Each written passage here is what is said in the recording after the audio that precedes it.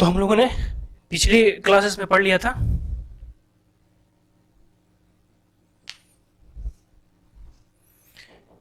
पिछली क्लासेस में क्या पढ़ लिया था कि कैमूर्स को क्या किया था, जलालुद्दीन खिलजी ने पहले तो इसको बनाया, कैकुबाद को बनाया था शासक।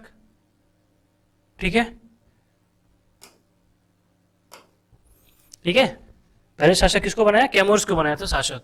इसके बाद उसने इसको हत्या करवा दिया, इसके बाद इसे बनाया। ठीक है, कैकुबाद को बनाया, इसके बाद कैमूर्स को बनाया। कैमूर्स को भी 3 वर्ष का होता है, उस समय इसको चादर में लपेट के गंगा नदी में फेंकवा देता है। ठीक है, इसके बाद वो खुद वो शासक बन जाता है और खिलजी वंश की स्थापना करता है। किस वंश की स्थापना करता है, खिलजी वंश की स्थापना करता है। ठीक है, तो वही खिलजी डायनेस्टी के बारे में पढ़ेंगे। 1290 से 1320, 1290 से 1320 ये खिलजी डायनेस्टी रहेगी। इसमें जलालुद्दीन खिलजी होंगे, अलाउद्दीन खिलजी होंगे, 2 इंपॉर्टेंट शासक। इसके बाद जो होंगे, ठीक है ना, सबके सब लोल होंगे। ओके, इसके बाद जो भी होंगे सबके सब लोल होंगे। तो खिलजी वंश जब स्थापित किया जाता है तो जलालुद्दीन खिलजी वाकई में ये क्या था, तुर्क ही था। जलालुद्दीन खिलजी तुर्क ही था, लेकिन वो अफगान में रहता था, अफगानिस्तान में। तो अफगानिस्तान में रहने के कारण उसका जो हाव भाव कल्चर था ना, वो क्या हो गया था, अफगानिस्तानियों जैसा हो गया था। तो इसे यहाँ पे लोग समझते थे कि ये अफगानी है। अब यहाँ पे अफगानी समझते हैं, तो यहाँ पे जब ये शासक बन रहा है तो वहाँ यहाँ पे तो तुर्कों का चल रहा है भारत में, कि जो भी पोस्ट होंगे वो तुर्क पे रहेंगे, बड़े पोस्ट पे। अब तुर्क लोग इससे नफरत करते हैं। फिर ये क्या कहते हैं, जब ये शासक बनता है तो इमोशनल क्या कहता है, स्पीच देता है। ठीक है, इमोशनल स्पीच ये देता है कि जलालुद्दीन खिलजी की जो परिवार है ना, ये अफगानिस्तान से इल्तुतमिश के दरबार में भी क्या करते थे, नौकरी किया करते थे। ठीक है, आके फिर धीरे धीरे करते करते जलालुद्दीन खिलजी बलबन के शासन में ये आता है। ठीक है, बलबन के शासन में, और ये काम करता है उसी के शासन में। ठीक है, उसी के शासन में काम करते करते आगे बढ़ता है, बाद में ये बढ़ते बढ़ते यहाँ तक पहुंचता है। तो जब ये जलालुद्दीन खिलजी जब ये दिल्ली की सतह पे काबिज होता है ना, तो पहले सिंहासन पर बैठता नहीं है, पहले वो जनता को संबोधित करता है। क्योंकि इतने 80-85 साल से जो है, 100 साल से कितना हो गया, 1290, 1000, 1100, 100-150 साल से लोगों को क्या हुआ था, आदत हो गया था। क्या आदत हो गया था, 1210 हुआ ना, 70-80, हाँ, 70-80 साल से लोगों को तुर्कों के साथ रहने का आदत हो गया था। लोग तुर्क तुर्क तुर्क किए होते। अब लोग समझ रहे हैं कि अफगानी आया है। तो ये सभी भावना को मिटाने के लिए, ठीक है, ये सभी भावनाओं को मिटाने के लिए एक स्पीच देता है। स्पीच में क्या बोलता है कि देखिए, हम बलबन के शासन में हम नौकर थे। ठीक है, और उनका डर, उनका भय और उनकी नीति आज भी मेरे अंदर बना हुआ है।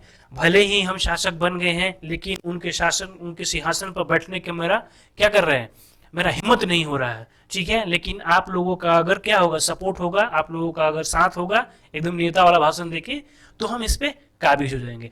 इससे क्या होता है ना, पहले जनता के बीच में और जो तुर्क जो वहां पे लोग हैं उनके बीच में क्या करता है, पहले एक कनेक्शन बनाता है। ठीक है, और कनेक्शन बना के क्या होता है, पहले अभी सत्ता पे काबिज होता है। ठीक है, अब जलालुद्दीन सत्ता पर जैसे ही बढ़ जाता है, उस समय इसकी उम्र होती है 70 साल। जब ये सत्ता पे काबिज होता है, ठीक है ना, इसकी उम्र है कितनी, इसकी उम्र है 70 साल। ठीक है, 70 साल जब ये यहाँ सत्ता पर बैठ जाता है ना, तो लोगों को खुश करने में बेचारा रह जाता है। इतना उदारवाद हो जाता है, मतलब कि इसको लड़ना झगड़ना बंद कर देता है। बोलता है कि नहीं, लड़ेंगे झगड़ेंगे नहीं, अब सब लोगों को प्यार से, यहाँ तक कि हिंदुओं के साथ भी इसने वही बर्ताव अपनाता है। ठीक है ना, हिंदुओं को मूर्ति पूजा करने का आदेश, हिंदुओं को जो भी अपना कल्चर है वो खुलेआम मनाए, कोई रोक टोक नहीं है। मुस्लिम इलाका हो जो भी हो, उससे कोई रोक टोक नहीं। इस तरह की चोर और डकैत का उस समय बहुत आतंक था। ठीक है, एक बार इन्होंने 1000 चोर को और डकैतों को और ठगी को पकड़ता है। ठीक है, पकड़ के उसको लाया जाता है जलालुद्दीन खिलजी के पास। ये इतना उदार होता है कि थोड़ा बहुत डांट डपट करके बोलता है कि आज के बाद ऐसे नहीं करना है। ठीक है, चलो तुम लोग अब यहाँ नहीं रहोगे, भागो यहाँ से, बंगाल जाओ। नाव पर बैठा के उन लोगों को बंगाल भेज देता है, लेकिन कोई क्या करता है, कोई सजा नहीं देता है। अब इस तरह का इसका शासन हो गया है, जहां पे ये रक्तपात करना ही नहीं चाहता है। जो ये तलवार के बल पे बैठा था, अब वो तलवार छोड़ रहा है, जो कि शासन के लिए ठीक नहीं है। ओके, फिर इसके बाद क्या करता है, इसके बाद जब ये इसकी उदारता जब देखता है ना, तो जहां वहां पे तुर्की अमीर है सब, वो सब क्या कर चाल चलना लगते हैं कि नहीं, ये शासक जो है ये आराम से बैठने वाला है, ठीक है ना, हम लोग चाल चलते हैं, जैसे ही चाल चलते हैं इसको पता चल जाता है, ठीक है, पता चल जाता है। इसके बाद ये लोग वहां से लड़ने के लिए आता है, इसके बाद पता चलता है, लड़ने के बाद ये हराता है, जो भी लोग लड़ने के लिए आते हैं, हराने के बाद क्या करता है वो लोग, फिर माफी वाफी मांगता है, फिर ना दया उसको आ जाता है, फिर माफ कर देता है। अब इस तरह का शासन इसका हो गया है, ठीक है। फिर इसके बाद क्या करता है, फिर एक बार इसके क्या होता है कि एक तुर्क, एक जो सूबेदार है, ठीक है ना, कहाँ का, मलिक उच्च, उसका नाम है मलिक उच्च, मलिक उच्च इसके खिलाफ विद्रोह कर देता है। मलिक उच्च क्या करता है, इसके साथ विद्रोह कर देता है, ठीक है। कड़ा मानिकपुर का है, कड़ा मानिकपुर में ये सूबेदार रहता है, विद्रोह कर देता है, लड़ने के लिए आता है, लड़ने के बाद फिर इनको हराता है, और जब इसको सामने लाया जाता है जलालुद्दीन के, तो क्या बोलता है जलालुद्दीन, इसकी दशा देख के उसको दयनीय आ जाता है, स्थिति में उसको दया आ जाता है, फिर छोड़ देता है, बोलता है कि भागो यहाँ से, चलो तुम वहां से कड़ा मानिकपुर से भागो। कड़ा मानिकपुर एक क्षेत्र है, ठीक है ना, प्रांत है, जहाँ पे इसको सूबेदारी दी रहती है, उसको वहां से हटा के बंगाल के साइड में इसको मुल्तान भेज दिया जाता है, ठीक है, मुल्तान जाता है। लेकिन फिर इसके बाद वहां पे अलाउद्दीन खिलजी को पहली बार कड़ा मानिकपुर का शासन दिया जाता है, ठीक है। तो इतना ये उदारवाद हो चुका है, इतना उदारवाद, जहां पे इसको लड़ना झगड़ना, यहां तक कि सब लोग जब शासन पे आते हैं तो क्या करते हैं, अटैक करके अपना साम्राज्य का विस्तार करना चाहते हैं। कोई विस्तार नहीं करना चाह रहा है, कोई विस्तार की इसकी नीति नहीं है, आराम से शासन करो, लोगों के साथ मिलो बैठो, ठीक है, इस तरह का ये, ठीक है ना, हो चुका है, ठीक है ना। इसके बाद क्या हुआ, एक गलत काम इससे हो जाता है, एक मलिक सिद्दी मौला एक होते हैं, ठीक है ना, फकीर, संत फकीर होता है, ठीक है, सिद्दी मौला एक संत फकीर होता है, उसको ये मार देता है, हाथी से कुचलवा देता है। लोग बोलते हैं वो सिद्दी मौला के दरबार में रोज 500 लोग खाना खाते हैं, यहीं पे आकर रहता था, वो ईरान का था, यहाँ आके बस गया था। तो इसको कोई खबर दे देता है ना कि आपके खिलाफ वो षड्यंत्र कर रहा है, और वो साबित नहीं हो पाता है षड्यंत्र, लेकिन फिर भी क्या करता है कि उसे सुला के और हाथी चढ़वा देता है, जो कि इसकी सबसे बड़ी गलती होती है। और जैसे ही हाथी चढ़वाता है ना, इसके 3 दिन बाद इसका बड़ा बेटा जो खाना होता है वो डेथ कर जाता है। इससे सबसे बड़ी गलती यहाँ पे यही हुई, यही एक हिंसक प्रवृत्ति काम किया था, और वो भी इसको जचा नहीं, ठीक है। तो इसके बारे में थी ये जलालुद्दीन खिलजी के बारे में, कि इतना ये उदार हो चुका था, इतना उदार हो चुका था कि इतिहासकार ने बोला है कि अगर तलवार के बल पे अगर शासन किया है, आपने तलवार के बल पे अगर सत्ता कब्जा किया है, तो तलवार का साथ कभी मत छोड़े, वरना फिर वो सत्ता आपकी चली जाएगी, ठीक है। इन्होंने दूसरे को गला रेत के शासन पे काबिज हुआ था, और फिर आप बैठ गए हैं और बोल रहे हैं कि नहीं अब सत्ता में हम उदारवाद करेंगे, ये करेंगे वो करेंगे, तो चलने वाला नहीं है।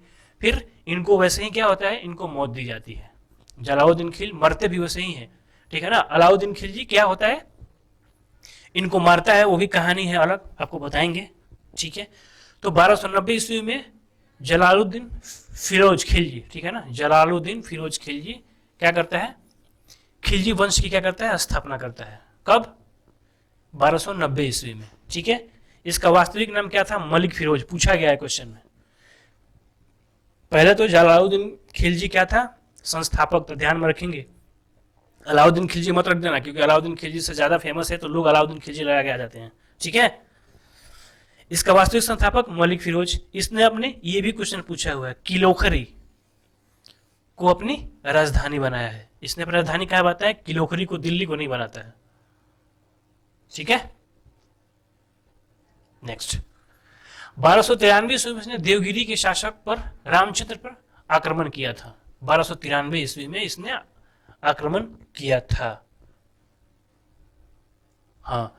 लेकिन ये जो आक्रमण था ना, ये क्या था, ये देवगिरी पे जो आक्रमण हुआ था, इसमें जलालुद्दीन खिलजी का हाथ नहीं था, उसमें उसी का हाथ था। एक बताया ना, मलिक उच्च जो शासक था, जो इनके खिलाफ, जो जलालुद्दीन के खिलाफ आक्रमण किया था, वो अलाउद्दीन खिलजी को भड़काता है। अलाउद्दीन खिलजी को भड़काता है कि देखिए, अगर आपको शासन करना है, दिल्ली सल्तनत का शासक बनना है, तो सबसे पहले आपके पास पैसा होना चाहिए, धन होना चाहिए। बोलता है कि ठीक है, धन होना चाहिए, चलो।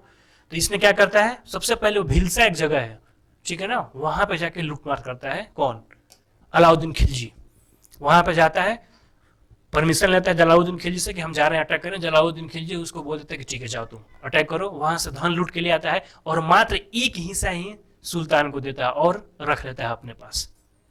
ठीक है, इसके बाद फिर ये देवगिरी का प्लान बोलता है कि देवगिरी जा रहे हैं, ठीक है ना। लेकिन जलालुद्दीन खिलजी को बोलता है कि हम देवगिरी नहीं जा रहे हैं, हम कहीं और जा रहे हैं। और मात्र कुछ शासन अपने 8,000 सैनिकों के साथ निकलता है और रास्ते में क्या हल्ला कर देता है, रास्ते में हल्ला कर देता है।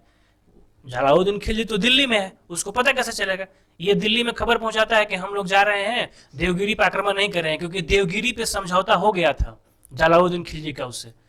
फिर ये उसको पता चलता है कि देवगिरी सबसे ज्यादा, अगर लूटोगे देवगिरी साउथ में तो सबसे ज्यादा पैसा वहीं से मिलेगा।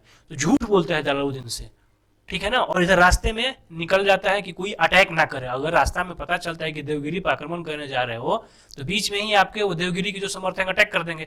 तो रास्ते में ये फैला देता है बात में कि हम जा रहे हैं कहाँ, अपने चाचा से हम मतलब नाखुश हैं, ठीक है ना। इसीलिए हम लोग साउथ में जा रहे हैं नौकरी करने के लिए, वहां रामचंद्र के यहाँ हम लोग नौकरी करेंगे, ठीक है। पूरे रास्ता में इससे क्या होता है, रास्ते में लोग समझ भी नहीं पाता है कि ये लड़ने जा रहा है, क्या करने जा रहा है। वहां देवगिरी पहुंच के ये अचानक अटैक कर देता है, देवगिरी पहुंच के अचानक अटैक कर देता है, ठीक है। उनको संभलने का मौका नहीं मिलता है रामचंद्र को, ठीक है। वहां से धन दौलत खूब लूटता है, साथ में उनकी बेटी को बोलता है कि हम शादी करेंगे, ठीक है ना। रामचंद्र को अपनी बेटी को भी देना पड़ता है, ठीक है। लेके आता है फिर यहाँ पे, और यहाँ पे पहुंचता है। तब तक जलालुद्दीन खिलजी को पता चल जाता है, कोई बता देता है कि वो अब महत्वाकांक्षी हो चुका है, वो अब शासक बनने के चक्कर में है, ठीक है। इसीलिए आप संभल जाए, ठीक है ना। तो वो अभी आ रहा है कहाँ से, देवगिरी से आ रहा है। तो उसको चंदेरी में रोक लिया जाए और सब पूछा जाए कि तुम कितना धन लिए हो नहीं लिए हो। लेकिन जलालुद्दीन खिलजी छोड़ देता है, चला जाता है दिल्ली। इधर अलाउद्दीन खिलजी को पता चल जाता है कि हमने जो काम किया है ना, जलालुद्दीन को पता चल चुका है। अब ये नाटक करता है यहाँ पे अलाउद्दीन खिलजी का जो बड़ा भाई है वो जलालुद्दीन खिलजी के क्या है, दरबार में वो काम करते रहता है। तो एक चिट्ठी लिखता है जलालुद्दीन खिलजी को अपने भाई को कि देखिए हम जो किए हैं वो गलत किए हैं, हम इसके लिए माफी मांगते हैं, ठीक है। और हमें डर है कि हमें जलालुद्दीन खिलजी कहीं अपनी विशाल सेना के साथ मार मत दे, इसीलिए हम जो भी लूटे हैं, धन लूटे हैं, हम सब कुछ देने के लिए तैयार हैं, बशर्ते कि वो यहाँ हमसे मिलने आए। लेकिन सैनिकों के साथ नहीं आएंगे, अगर सैनिकों के साथ मिलने आएंगे तो हमें डर लगेगा, ठीक है, और हम भाग जाएंगे। अगर वो यहाँ मिलने नहीं आते हैं, ठीक है, अगर वो मिलने गुस्से हैं हमसे, अगर मिलने नहीं आते हैं जलालुद्दीन चाचा, मेरे चाचा थे ना, इसके भतीजा था वो, तो हम क्या कर लेंगे, हम आत्महत्या कर लेंगे। अब बाद में जलालुद्दीन खिलजी को दया आ जाता है, जलालुद्दीन खिलजी उदरवादी हो चुके हैं। जलालुद्दीन खिलजी वहां से चलते हैं तो कड़ा और मानिकपुर जगह है, ठीक है ना, कड़ा और मानिकपुर हटके है, बीच में एक नदी है, ठीक है, मानिकपुर। अब देखो ये चाल चलता है, क्या यहाँ रहता है तो क्या करता है, यहाँ चला जाता है, ठीक है ना, कि ताकि दिल्ली से लोग आएंगे तो कम से कम यहाँ जाने के लिए उनको यहीं पे उनके सैनिक रहेंगे और यहाँ पे वो क्या होंगे, खाली निहत्थे हाथ आएंगे, ठीक है। वैसे ही करता है, ये मानिकपुर में जाके बैठ जाता है। वहां पे उनका कौन, दिल्ली से वो चलते हैं, यहाँ मिलते हैं। बाद में जब यहाँ पहुंचते हैं तो बोलते हैं कि आप सैनिक उधर ही रखिए, आप खुद आइए मिलने के लिए। जैसे ही वो यहाँ पे आते हैं, ठीक है, अलाउद्दीन खिलजी उनके पैरों पे गिर जाता है, ठीक है। अलाउद्दीन खिलजी उनके पैरों पे गिर जाता है कि हमसे चाचा गलती हुई। बाद में उसको गले से लगा लेते हैं जलालुद्दीन खिलजी कि चलो कोई बात नहीं है, अपना ही आदमी, गलती हो गया, बच्चा हो, चलो चलो कोई बात नहीं है, ठीक है। अब यहाँ से मिले हैं, अब क्या करते हैं, यहाँ से चलते हैं कि चलो नाव पे बैठ के अब हम लोग चलते हैं कड़ा, जहाँ पे ये राज्यपाल है अलाउद्दीन खिलजी, ठीक है। यहाँ से चलता है, निकलने कड़ा के लिए चलता है। बीच में जैसे ही ये तो अकेले रहते हैं और 2-3 लोग इनके साथ होते हैं, तब तक अलाउद्दीन खिलजी इशारा करता है कि इनको मार दिया जाए। जैसे ही इनका एक दोस्त है अलाउद्दीन का, इस पे अटैक करता है तो घायल होकर गिर जाते हैं। फिर ये उठने का प्रयास करते हैं, तब तक दूसरा जो अलाउद्दीन खिलजी का दोस्त है सीधे गला काट के अलग कर देता है और साथ में जो इनके लोग आए रहते हैं ना, सबको मार देता है। इसके बाद क्या करता है, जलालुद्दीन का वो कटा हुआ गला लेके क्या करता है, वो पूरा घुमाता है, कहाँ पे, पूरा कड़ा और मणिपुर में घुमाता है और घोषित करता है कि अब हम दिल्ली के सुल्तान हम हैं। तो इस तरह से जलालुद्दीन खिलजी जो इतना उदरवाद बने हुए थे ना, उसका रीजन यही हुआ कि उनको ऐसी मौत मिली, एकदम जो कुछ भी कह रहा है मानने को तैयार हो जा रहे हैं। तो इस तरह से धोखे से इनको क्या किया था, मार दिया, ठीक है। तो 1293 में जो रामचंद्र पे जो अटैक हुआ था ना, वो चोट्टा अलाउद्दीन खिलजी नहीं किया था धन के लिए, ठीक है, लेकिन शासन इसका है तो जलालुद्दीन खिलजी का नाम आएगा, ठीक है, यह दक्षिण में मुसलमानों का पहला आक्रमण था। 1296 ईस्वी में मंगोलों का चौथा आक्रमण हुआ। ठीक है ना, मंगोल को भी हराता है ये, अलाउद्दीन खिलजी मंगोल को हराता है। मंगोल जैसे ही हारता है तो फिर जलाउद्दीन के पास वहां पे जाता है। ठीक है ना, कि जलाउद्दीन गलती हो गई। बाद में मंगोल को क्या करते हैं, वो सब मुसलमान में कन्वर्ट हो जाते हैं। उनके रहने के लिए फिर दिल्ली में एक जगह व्यवस्था करता है, उनको रोजी रोटी के लिए काम देता है। इसके बाद वही दिल्ली में जाओगे ना तो आज मंगोलपुरी जो है ना, मंगोलपुरी, यहाँ तक कि जो मंगोलों का यहाँ पे सरदार होता है ना, तो जलाउद्दीन खिलजी अपनी एक पुत्री का शादी भी इसी मंगोल में जो सरदार होता है उससे कर देता है। ठीक है, तो इसके बाद ही जो आजकल का जो मंगोलपुरी है वो वही उस समय का, दिल्ली में जाओगे तो मंगोलपुरी है। ठीक है, जो बसाया गया था जलाउद्दीन खिलजी के समय में 1296 में। ठीक है, इस अभियान पर जलाउद्दीन ने अलाउद्दीन को भेजा, जलाउद्दीन ने मंगोलों को हराया था। ठीक है, अलाउद्दीन ने इस आक्रमण में मंगोलों को पराजित कर दिया। ठीक है, 1296 ईस्वी में अलाउद्दीन ने धोखे से चाकू मार के हत्या कर दी, लेकिन कहानी था, चाकू तो नहीं मारा था, ये मरवा दिया था, अपने साथी था।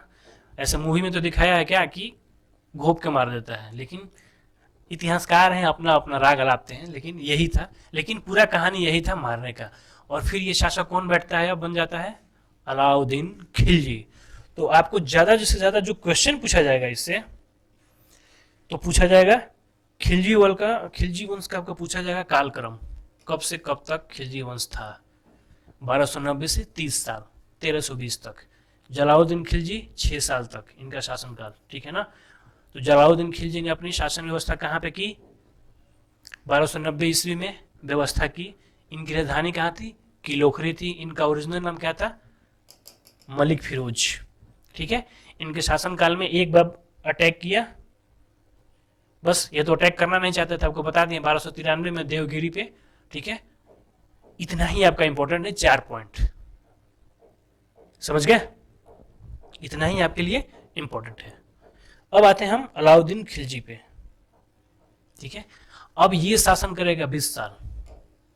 ठीक है, 1296 से 1320। और ये जो भारत दिख रहा है ना, पूरा भारत यहां से यहां तक, ठीक है, इसको छोड़ के ये भी जीत लिया था इसने। ठीक है, जम्मू, हाँ, कश्मीर का ये पार्ट छोड़ दिया था, और बंगाल में ये पार्ट कोई छोड़ा था, कहाँ गया बंगाल, दिख भी नहीं रहा है इधर। ठीक है ना, इसके बाद ये सारा जीत लिया था इसने। इतना बड़ा साम्राज्य विस्तार किया था अलाउद्दीन खिलजी ने। ठीक है,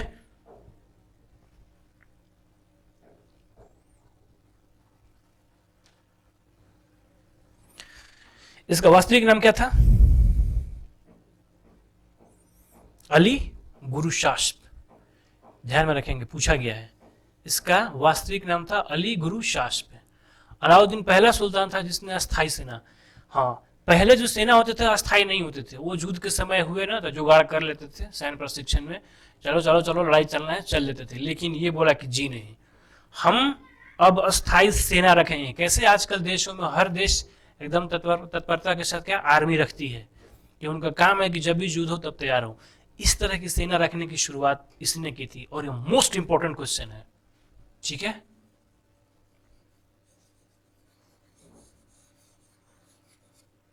अलाउद्दीन पहला सुल्तान था जिसने अस्थायी सेना की व्यवस्था की, परमानेंट सेना की रखने की व्यवस्था की थी। ध्यान में रखेंगे, अलाउद्दीन ने सैनिकों को नगद वेतन ये भी देता था, जैसे आज का नगद वेतन देता है ना। पहले क्या था, पहले ऐसे नहीं दिया जाता था सैनिकों को वेतन। पहले ऐसे देता था कि अगर वो लड़ाई करके आ रहा है, लड़ाई करने गया, इसके बाद जो धन लूटा जाता था ना, उसमें 4/5 हिस्सा की 1/5 ऐसे कुछ, हाँ, 4/5 और 1/5, 20 या 30% लूटे हुए धन से इनको दे दिया जाता था। इस तरह की व्यवस्था थी। लेकिन इसने बोला कि जी नहीं, नगद वेतन दिया जाएगा। अगर सैनिक हम अस्थायी रख रहे हैं तो उनको चलाने के लिए नगद वेतन दिया है। तो नगद वेतन सैनिकों को देने की भी शुरुआत अगर दिल्ली सल्तनत में किसी ने किया था तो अलाउद्दीन खिलजी ने किया था। ये भी इंपॉर्टेंट है, शासन बनते हैं।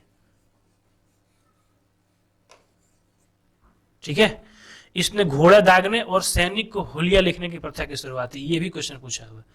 ठीक है ना, घोड़ा दागने मतलब, और सैनिक की ताकि पहचान आ सके कि जो सैनिक है वही सैनिक है, और सैनिकों के हुलिया की कि कहीं और तो नहीं सेलेक्ट हो जा रहा है, ये नहीं हो जा रहे हैं। तो याद रखें, घोड़ा दागने और हुलिया प्रथा की शुरुआत अगर किसी ने किया है तो किसने किया है, अलाउद्दीन खिलजी ने। ये तीनों का तीनों क्वेश्चन ध्यान में रखेंगे, 1, 2 और 3, ये जबरदस्त पूछा हुआ है, खूब पूछा हुआ है,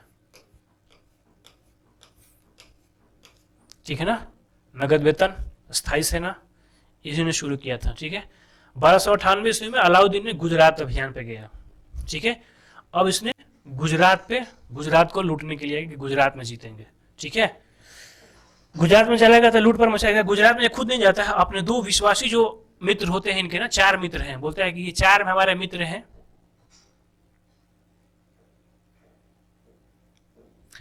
नगद वेतन बोला जाएगा कि दिल्ली में कौन सा, दिल्ली सल्तनत में ऐसा कौन सा मतलब कि सुल्तान था जिसने सैनिकों को अस्थायी नगद वेतन देने की शुरुआत की, ठीक है ना। नगद वेतन देने की, सैनिकों को नगद वेतन देने की शुरुआत भारत में या दिल्ली सल्तनत में किसने शुरू की, तो कौन है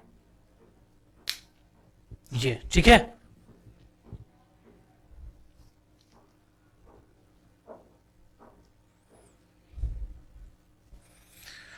फिर 1298 में अब इसका युद्ध अभियान शुरू होगा, इसको साम्राज्य विस्तार, ये पूरा दुनिया पे चाहता था कि मैं राज करूं, लेकिन इसको दोस्त ने समझाया था कि पहले भारत अभियान करो, बाद में दुनिया का अभियान करना, ठीक है। तो 1298 ईस्वी में अलाउद्दीन गुजरात अभियान पर गया, ठीक है। नाम इसी का आता है, लेकिन अपने दोनों दोस्तों को भेजा था, नसीरुद्दीन और एक कोई था, जो अपने दोस्तों को भेजा कहाँ पे, गुजरात अभियान पे सबसे पहले इसने भेजा, ठीक है। गुजरात अभियान पे लोग जाएंगे वहां पे,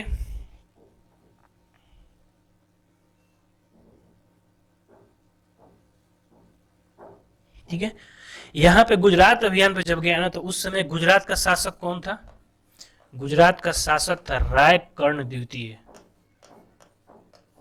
रायकर्ण द्वितीय। गुजरात का शासक रायकर्ण द्वितीय था।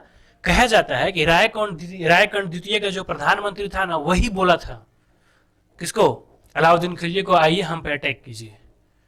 तो सिंध लगाया था इन्हीं का प्रधानमंत्री, ठीक है, पहचानने के लिए, ठीक है। घोड़ा दागने में जो पता था ना, पहचानने के लिए, ठीक है। बताएंगे, उसकी चर्चा होगी, दिनेश, चर्चा होगी उसकी, वेट कर लेंगे, ठीक है। रायकर्ण द्वितीय वहां पे क्या था, वहां का शासक था, ठीक है। लेकिन इसका जो प्रधानमंत्री था वही अलाउद्दीन के पास गया, आके बोलता है कि आइए हमारे ऊपर अटैक कीजिए, हम आपको मदद करेंगे। अब इसका प्रधानमंत्री क्यों गया था, कहा जाता है कि प्रधानमंत्री जब कहीं अभियान पे गया हुआ था, इसका जो प्रधानमंत्री था, ठीक है ना, तो उसकी पत्नी को ये फिर से जबरदस्ती अपने पास रख लिए थे, ठीक है ना। इसी की एवज में गुस्से में जाके बोला कि हम इसका बदला लेने के लिए ये कहा गया, अलाउद्दीन के पास गया।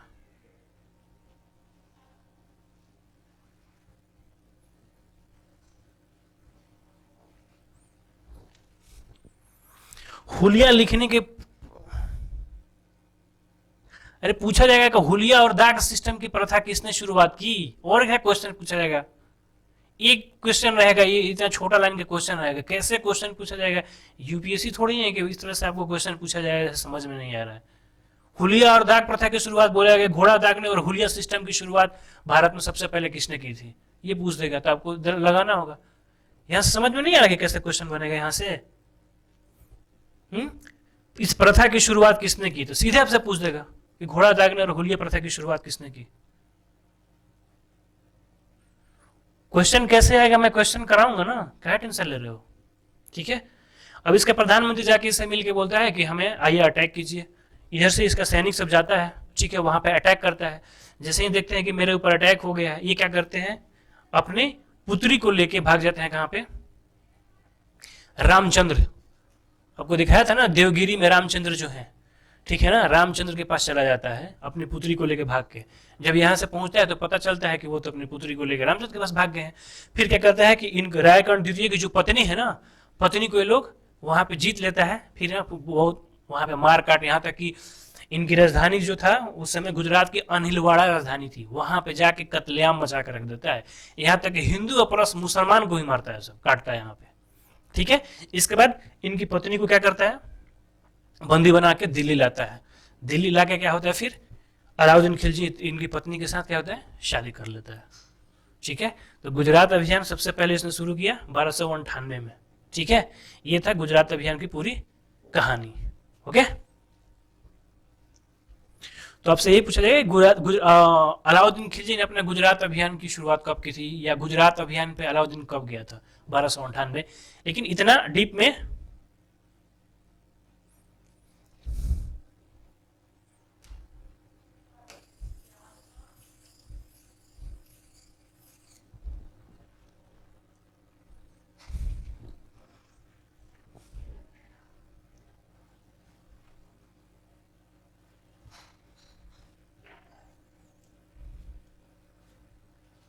ठीक है।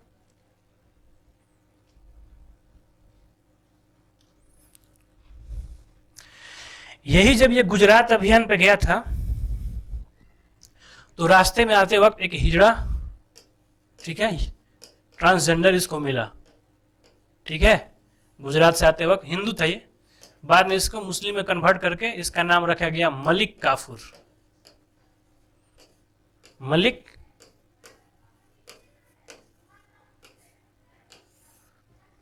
क्या नाम रखा गया, मलिक काफूर।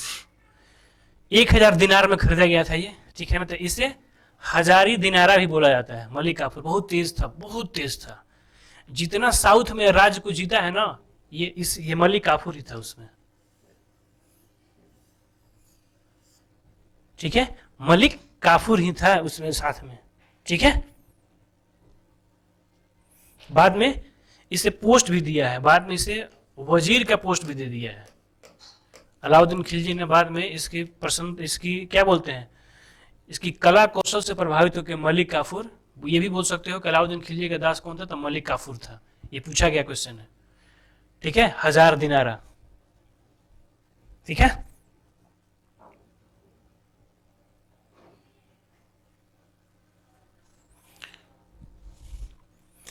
इसको उपाधि दिया ताज उल मुल्क, ताजुल मुल्क की उपाधि इसको अलाउद्दीन खिलजी ने दिया था, ठीक है ना। वजीर पोस्ट दिया मलिक काफूर 1000 में। मलिक काफूर को वही गुजरात अभियान से खरीद के लाया था, जब गुजरात गया था ना उसी समय आते वक्त इसे खरीद के लाया था, ठीक है। मलिक काफूर कीनर बाद में से तो बोले ना कि वजीर सेना, इसको सेनापति वजीर बनाया था, इसको इतना पावर दे देता है, ठीक है। तो इतने अभियान पर रोकेंगे क्योंकि ये जो अभियान है इंपॉर्टेंट है। 1301 ईस्वी में रणथंभौर का जो अभियान है, आपको सर्वप्रथम जो जौहर की प्रथा मिलेगी ना, यहीं से शुरू मिलता है, राजस्थान में। राजस्थान की बात कर रहा हूं, जौहर राजस्थान। और यहां पे जो जौहर हुआ था ना, वो जल जौहर था,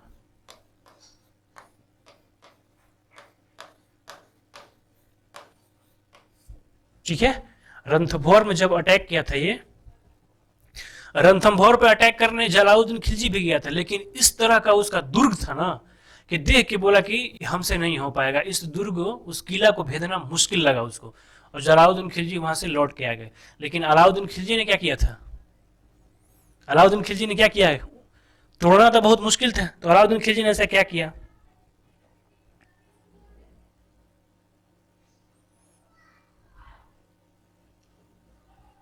ठीक है।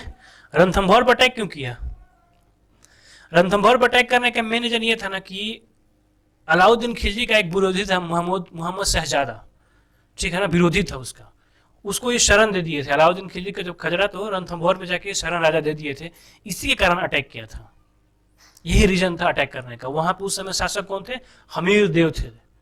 कौन शासक थे, हमीर देव, ठीक है ना। तो इतना बड़ा किला को कैसे भेदता है, यहां पर को दिखाया जाएगा कि जब काम असंभव लगे, उनको भी असंभव लगा, इसे भी असंभव लगा, दोनों लोगों को असंभव लगा, पॉसिबिलिटी दोनों में नहीं दिख रहा, लेकिन ये फिर क्या करता है, ये पॉसिबिलिटी ढूंढ लेता है वहां पे, ठीक है ना। वो दूसरा रास्ता से ढूंढ लेता है। किला तो है, अब किला पर अटैक नहीं कर रहा है, अब सोचे क्या किया जाए ऐसा कि किले को क्या किया जाए।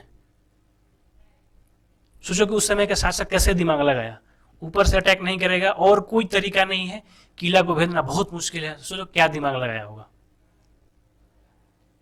जी, ठीक है।